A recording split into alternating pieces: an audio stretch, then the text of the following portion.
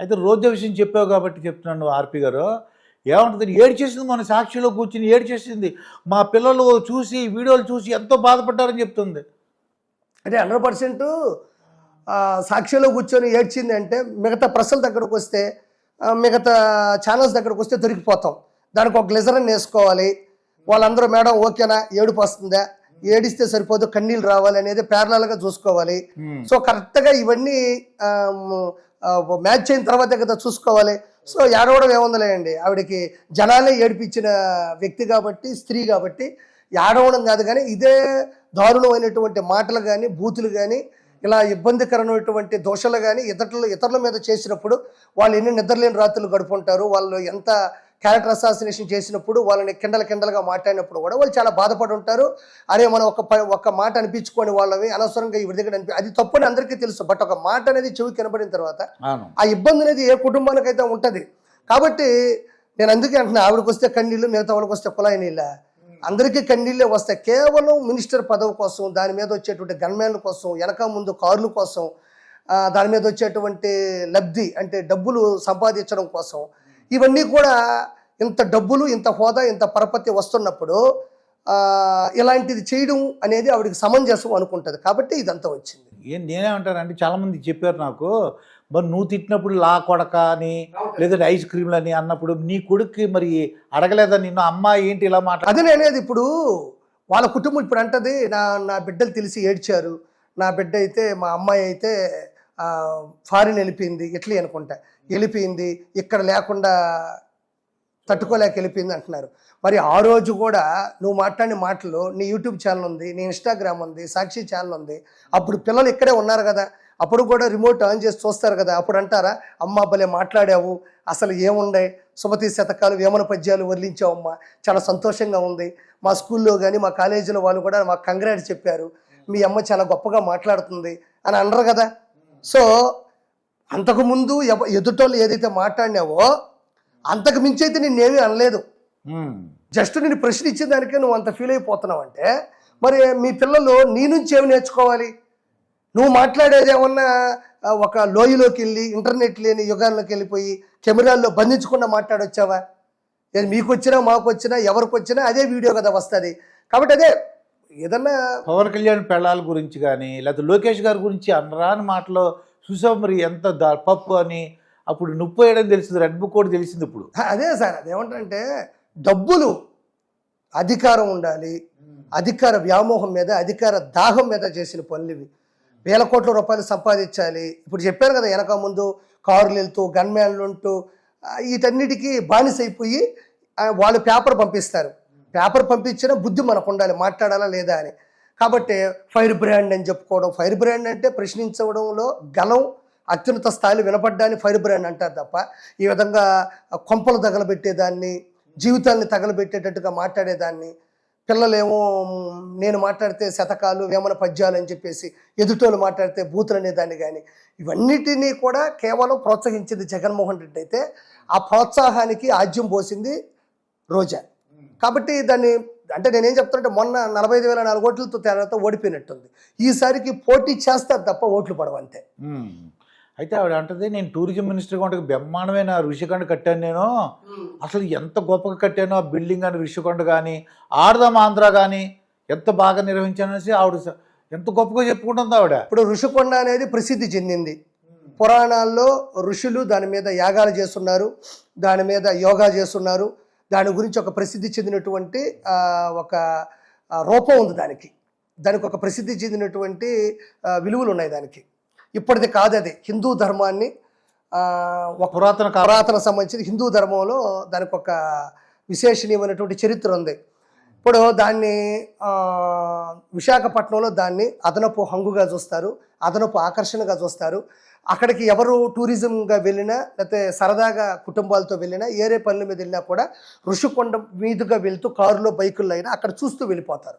So అలాంటి దానికి చరిత్ర ఉన్నదాన్ని జగన్మోహన్ రెడ్డి నెక్స్ట్ నేను మళ్ళీ సీఎం అయితే మూడు రాజధానుల నేపథ్యంలో నేను విశాఖపట్నంలో కూడా ఉన్నప్పుడు నేను నా భార్య నా పిల్లలు ఉండడానికి 3 రూములు కట్టించుకున్న, పిల్లలకు ఒక రూము, భార్యకు ఒక రూము, తనకు ఒక రూమ్ కట్టించుకొని అతిపెద్ద హాళ్ళు దరిదాపు 500 కోట్ల రూపాయలని 5 ఎకరాల్లో కూడా సృష్టించడం జరిగింది బీచ్ వ్యూలో.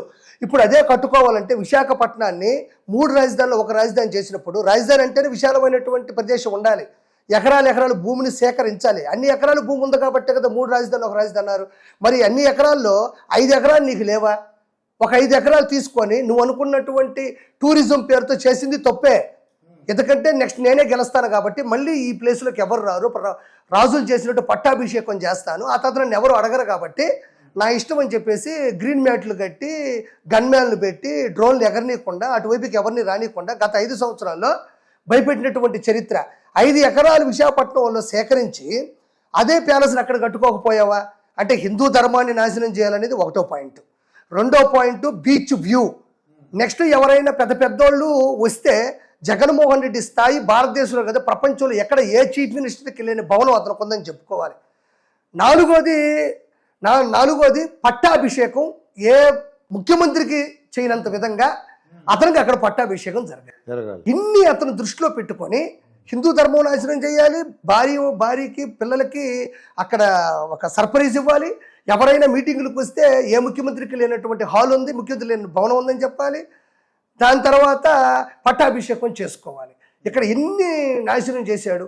దానికి టూరిజం మినిస్టర్గా ఉండేటువంటి రోజా ఏదైనా సంతకం పెట్టాలిగా, ఆయన ఇచ్చినట్టు పదవి అయినప్పటికీ రాత్రే సంతకాలు పెట్టడం, నైటే ఓపెనింగ్ చేయడం, ప్రెస్ మీట్లు పెట్టడం అని చేయడం జరిగింది. పాపం ఎక్కువ రోజులు పండదు కాబట్టి గంటా శ్రీనివాసరావు గారు గెలవగానే లోపలికి వెళ్ళి చూడడం, డబ్బులు కోట్ల రూపాయలు, అక్కడ లోపల గదులు కానీ, దానికి చేసిన పరిస్థితులు కానీ, పార్కింగ్ కానీ, ప్యాలెస్కి వేసిన కలర్లు కానీ, లోపల పార్కింగ్ అయినా పార్క్ అయినా షెటిల్ కోర్ట్ అయినా అన్నీ ఉంటాయి అక్కడ.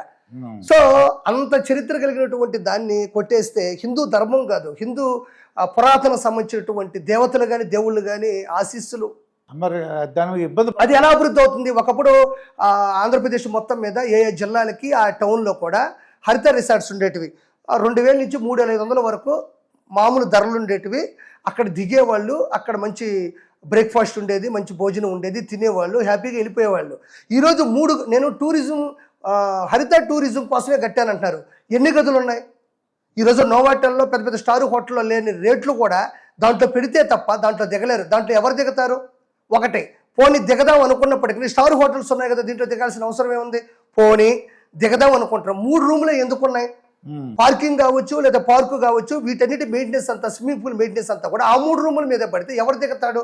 అంటే స్వలాభం కోసం, సొంత ప్రయోజనం కోసం కట్టాడు. కాబట్టి ఇది 100% విశాఖపట్నంలో గంటా శ్రీనివాసరావు గారికి కానీ, గణబాబు గారికి కానీ, మిగతా అందరికీ కూడా ఎందుకంత ఎవ్వరికి లేని మెజారిటీలన్నీ విశాఖపట్నంలో ఉండే ఎమ్మెల్యేలకు వచ్చాయి. ఎందుకు వచ్చాయి? స్వతహాగా టీడీపీ కంచుకోట అయినప్పటికీ కూడా ఇలా చేసినటువంటి పరిస్థితుల వల్ల, పద్ధతుల వల్ల ఓట్లు విరుచుకుపడడం జరిగింది. ఎక్కడ ఎవరు ఏ తప్పు చేసినా జనాలు ఎవరు చప్పట్లు కొడతారా? కొట్టరు కదా. ఇప్పుడు పిల్లలకి గంజాయి అమ్మడం జరిగింది.